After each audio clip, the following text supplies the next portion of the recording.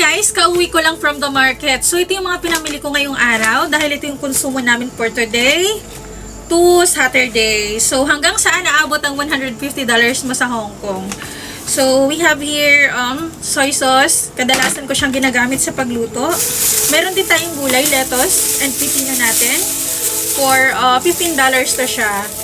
And we have siomai, 2 pack ng siomai para sa lunch ng alaga ko. $14 ang isang peraso. Masarap to dahil fish meat siomai to. And then we have Imperial Banquet Chilled Sesame Chicken. So masarap to guys dahil no added hormones.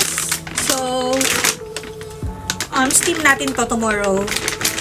And meron din tayong chili oil para sa ating soup noodles.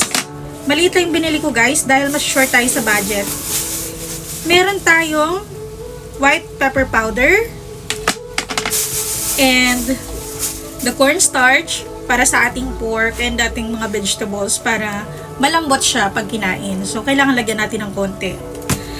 Then, mayroon din tayong isda. Siyempre, bumili ako ng isda para sa Saturday. Ipiprito natin to siya with our secret ingredients from Indonesia. Siyempre, secret yon. Ilalagay ko dito para masarap siya sa prito. Eto, nawakan ko na. Medyo malansa. Eto siya guys. Fresh pa to guys. So, yan lang. Thank you for watching. Bye!